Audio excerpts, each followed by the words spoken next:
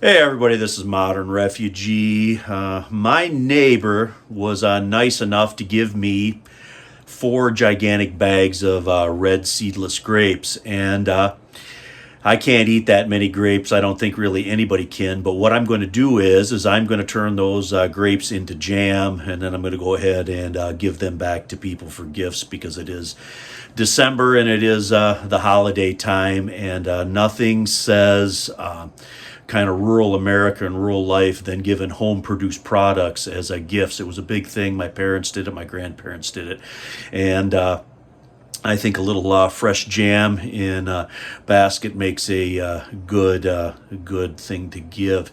Now, I always keep extra sugar at home here, and I also keep Sure-Jell. You can see the little yellow box back there on the counter, and Sure-Jell is one of those things that I just always keep in my preps because I don't know how many times I've had somebody give me fruit like this that it's way too much to do anything with, so I can go ahead and process that into a jam, and that is the value added aspect of that. I'm taking something that was given to me, I'm going to add some value to it, then I can turn around and give that as gifts. But you could also sell stuff like this if you wished, or as preppers like to do, talk about bartering. You can also barter these homemade goods. These kind of things, especially if there's some type of economic collapse, are going to help people out.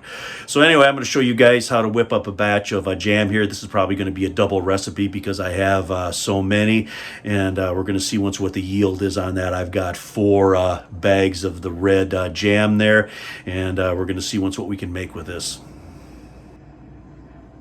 Here is a really good example of something I want to point out to you guys. Whenever you're using any type of produce that you did not produce yourself, you want to take a lot of care in washing and cleaning that. I don't care how clean that may look sitting in the produce department or on the wagon out at the farmer's market or whatever.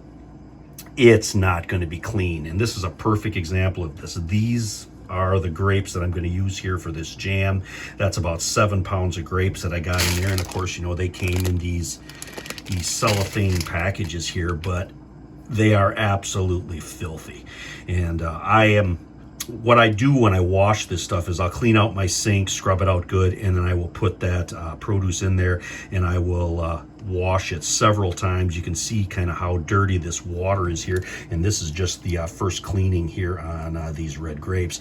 I am going to do that. I'm going to drain this water out. I'm going to do that probably at least 3 times until that water comes out clear. When I wash stuff outside out of my own garden, I wash it before I even bring it in the house most of the time, and you just don't have that with the stuff that you buy here. So this stuff right here, scrub that stuff, clean it, wash it right down before you use it, because that stuff is filthy. Anyway, I'm going to get this washed up here, and I'm going to get it in the pot so we can start making our jam. All right, we got our grapes washed and got them in the stock pot here. Now remember, when you're making jam, you're going to add sugar into this, so you're going to increase the volume quite a bit on this. So you always want to use a pot that's large enough to begin with. I am going to add a cup of water in here, a good 3/4 of a cup of lemon juice, and then I got the zest of 2 lemons. I'm also going to add into this. The lemon has some natural pectin in it, so it's going to add help with the set. Plus, the lemon juice with the citric acid in it is going to make the color of the finished product a lot nicer. And that's typically why that like lemon juice and stuff is added into different jams and canning recipes. Anyway, we're going to get this in here. I'm going to get a little heat on it, and then we're going to take the immersion blender and we're going to break down these grapes into sort of a puree, and then we're going to add our Sure-Jell into it and bring it up to temperature. All right, I heated this through, and I hit it with the immersion blender, pureed it up good. Now what I'm going to do is I'm going to take this and I'm going to run it through a strainer with a little bit of cheesecloth. I've got this right here, and then I'm going to transfer my juice back into this. That's going to get out any small pieces of seed or skin or anything that might be on this. Even though these were seedless grapes to begin with, there's still small seeds in there, and I want it to be as seedless as possible, the final product.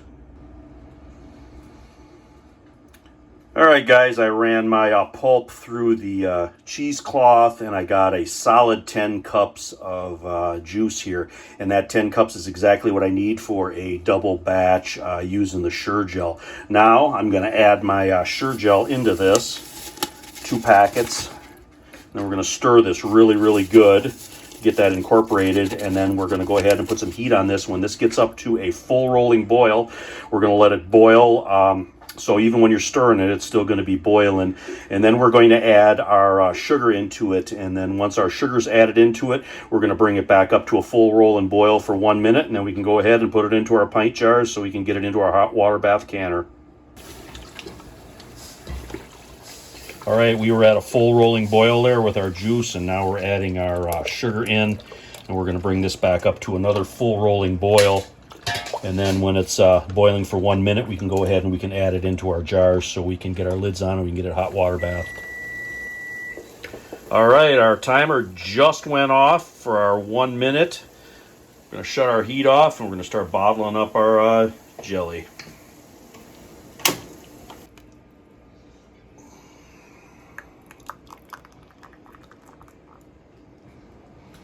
All right, guys, I got all the tops of these wiped off with a wet piece of paper towel to make sure there's nothing on the edge. And then we're going to make sure that these lids are on good. And remember, whenever you're doing any type of home canning, the stuff is very, very hot, so always be really careful. And we actually tasted a little bit of this when we were getting this jarred up here, and what did you think of it? My wife here, she's going to give you a little bit of a review on my cooking ability. Doesn't taste like your regular grocery store Concord grape. It's sweeter, has a more distinct flavor. And I think that's a lot to do with it, with the lemon juice and lemon zest that you put into this. It adds a better flavor. Anyway, we're going to get the lids on these here. We're going to get them in the hot water bath canner for 10 minutes. That's what you typically do jelly and jam for. And this is our last one here. I had to do almost 2 batches. I did a majority of them in the first hot water bath, and then had a couple that were left over. And that is what we got here. We got 9.5 pints of finished product out of the 7 pounds of red grapes that we had from the neighbor there. But you can see there what they look like. They got an absolute beautiful color. But I just wanted to show you guys how to whip up a little batch of jam here. You know, why I keep extra sugar and why I keep stuff like Sure-Jell, extra jars and stuff here, because I can't tell you how many times that I have basically done something just like this. Somebody comes along, gives me something unexpected, and then I go ahead and I just turn it into a better product, something that's shelf stable, because there's no way in heck we could have ate 4 bags of red grapes, no matter how many grapes we ate. But anyway, this is Modern Refugee.